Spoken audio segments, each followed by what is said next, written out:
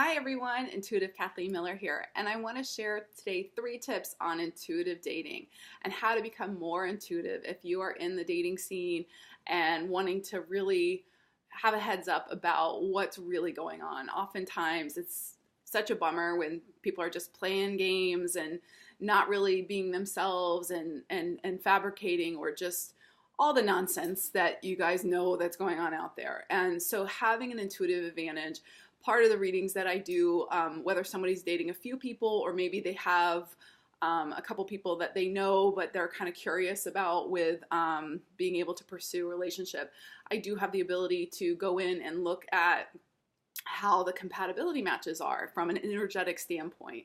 And the way I do that is whenever I look at anyone, I'm able to see what I call a primary personality, which has its strengths, has its challenges. When it's healthy, there's no better or worse. There's several that have just amazing gifts, and it's not a surprise that people go into certain type of work or career fields from having those strengths. And so it's a lot of fun to experience and also help to understand compatibilities and why you are dating, even if it's a challenging relationship, why you're in the relationship with them is kind of fun too.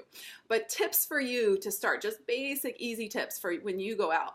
And number one, whether you're online dating or maybe you met someone or maybe you got set up on a date, number one tip is the moment you hear, maybe it's a girlfriend just saying, hey, his name's such and such, he's this, he's that, just like take 5 seconds the moment you hear his name and the moment she explains it. And if you can, just relax your body and notice if your body feels heavier or if it feels lighter. Because if you hear their name and your energy expands, they're not to say that it's the end all be all, it's going to be walking down the aisle, but it can be that it's an expanded energy that is a within reason decent match for you. If you hear someone and you feel heavy or your body kind of pulls back a little bit, that can be a very subtle energetics that there's not quite the right match or it's not quite the right energy for you. Because our bodies are these amazing crystals that are magnetic and electrical in nature. So if we start to hone into that, and this is something I had so strong since as early as I can remember, and I was able to constantly gauge and, being very psychic with it when people weren't telling the truth or what energies were because oftentimes people say, oh, here's what I am, here's what I'm doing, here, like, look over here, this is who I am. But then energetically it kind of feels off, or like, I don't know why, but what they're saying just like is creeping me out, or it just is making me antsy. That is your body saying, I don't care what he's saying, this isn't working for me. So that's number two. Number two is when you do get together, whether you had a positive or negative, and you go have that first experience. They always say that first date is the microcosm of what the relationship is going to be. And I find that is really true. If you can relax and be open to be aware of those subtle energies, not so much all the shiny balls, fun stuff that's stimulating you in the moment, but really relaxing with, okay, is he rude to the waiter, but he's nice to you? Is he, coming in and like really checking other girls out and then kind of like too cool to hang with you?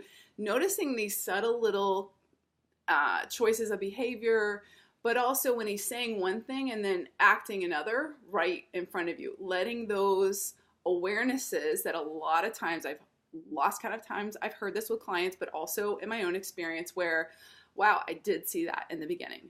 He was kind of indifferent and kind of almost rude to other people, which over time kind of came out that that's a big piece of where he is. And so when we can be intuitive and really listen and feel that and be able to gauge, hey, is this a good choice for me to pursue or not, then it's useful for us to just make healthy choices. And then tip number 3 is once you have maybe done a date and maybe it went pretty good and you're like, wow, I'm kind of encouraged, that's pretty good.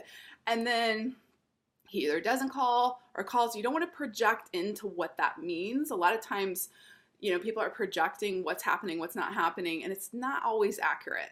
But to be able to just notice when, should he come around again, or how he, if you guys decide to do something else together, noticing that when you make those plans, after you make the plans and then you walk away, because oftentimes we're wanting to be nice, we're connecting. After you make the plans and you walk away, and now maybe you've got a couple days before you're going to go do something, now notice if you're really anticipating it. Do you have resistance? Like, oh, I'm thinking about this and it's kind of bothersome, I don't know why. That, again, is another flag that either you're not clear about what you want. Sometimes it's they're kind of, you're aware that they're not entirely into it. And in an early stage, that's not wrong or bad.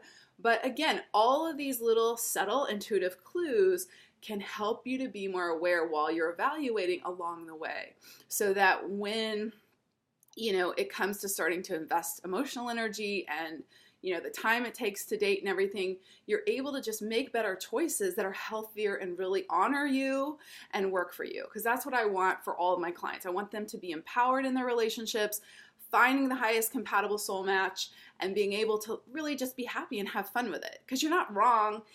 Some people just want to be free and date a lot of people and do that. Go for it.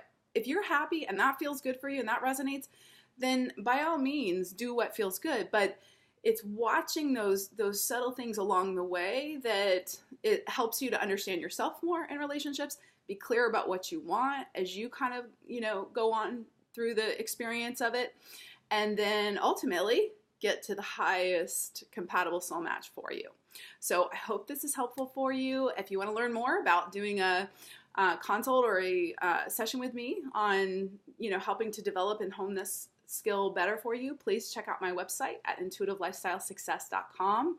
I also have a free Activate Your Intuition e-course, which helps to strengthen your muscles to do this for yourself, and a lot of other goodies and fun stuff there. So thank you so much for checking me out today. I appreciate you being here, and date aware, everybody. Be well.